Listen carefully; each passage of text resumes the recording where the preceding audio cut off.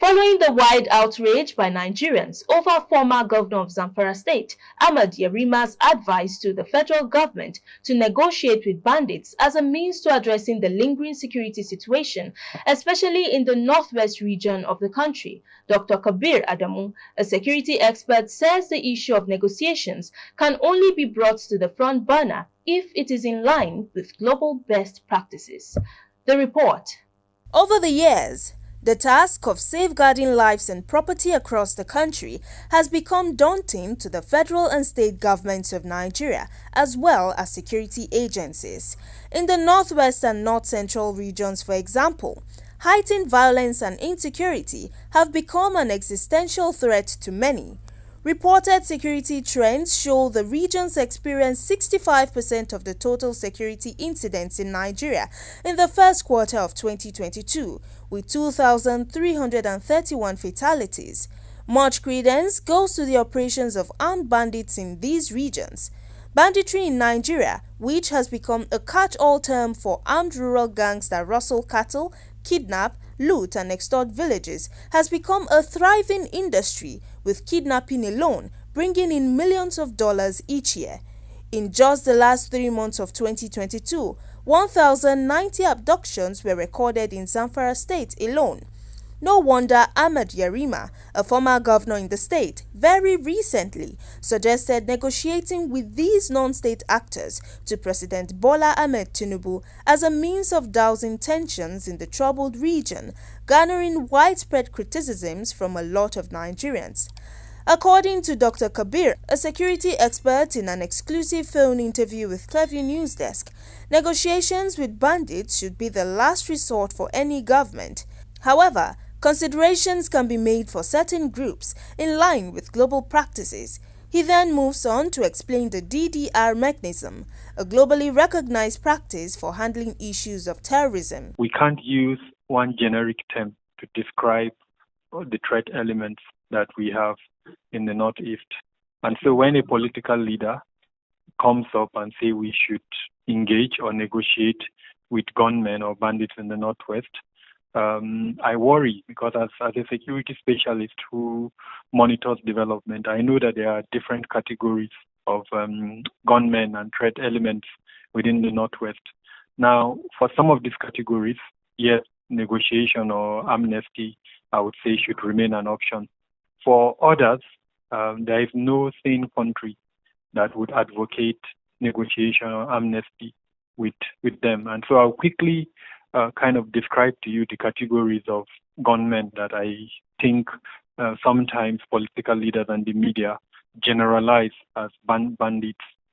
Now you have the criminals who have embraced committing offenses. They've taken guns, they are attacking communities, they are raping women, they are pillaging these communities, they are collecting levies from them. They are pure criminals and they've committed every act of atrocity that you can think of.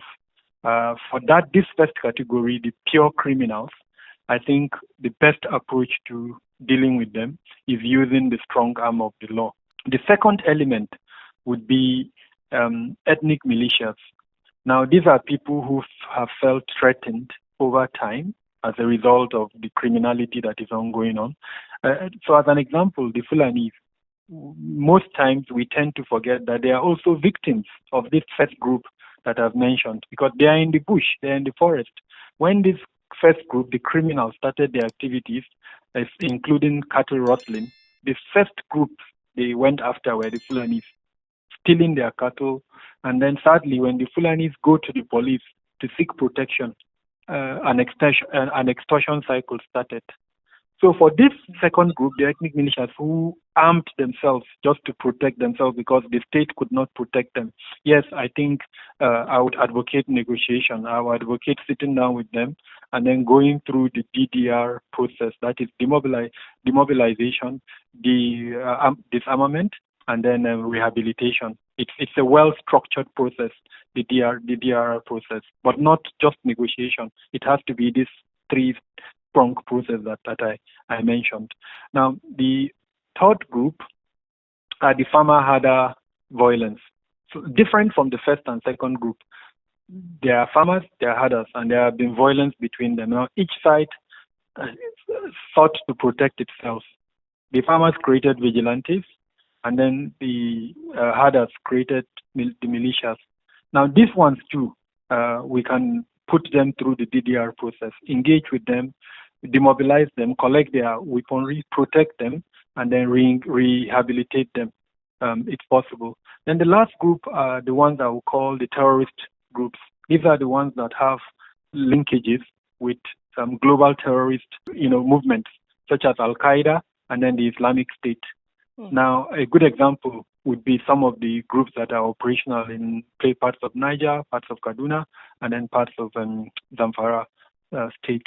These are pure terrorist groups. These ones too, just like the first ones, I will not advocate negotiating with them. They have to be dealt with using our counter-terrorism measures, as well as all the available capabilities within the security sector. Dr. Kabir also noted that peace and order can be restored back to Nigeria if the President Bola Ahmed Tinubu-led administration puts structured systems and strengthened collaborations in place. I think the first thing the president should do is to issue a directive to especially the Office of the National Security Advisor to conduct a sociological investigation research into the myriad of security challenges that are affecting the country. Now, each of them is different. What we have in the Northwest is different, and just like I've given you an indication, there are different threat elements, and each of them require a different approach. So only a study that identifies who, what, when, where, how of the threat element will now give a picture of what the challenge is and then how to address the challenge. The second component is, working with the security agencies. Once the Office of National Security Advisor comes up with that sociological report, the president should now task the entire security structure. Sometimes we tend to focus on the military, but no, I'm an advocate of working with all the different security organizations. There are 29 of them, and each of them is important. We cannot overemphasize the importance of one over the other. The military cannot supersede the other. So I'm hoping the president, he's been talking about collaboration. I'm hoping he sees it from that light. Third point is there are security bodies that under the past administration were not functional. I will advise the president to make them as functional as possible. An example is the National Security Council, National Police Council, the National State Council, all of that. All of these councils are very important in security. Lastly, is to get the buy-in of Nigerians. And I'm happy to note that that is part of his manifesto, in the Renewed Hope manifesto that he released to Nigerians during the campaign, that one of the things stated under security is that they intend to win the hearts and minds of Nigerians. Now, one of the best ways to do that is through engagement, through strategic communication.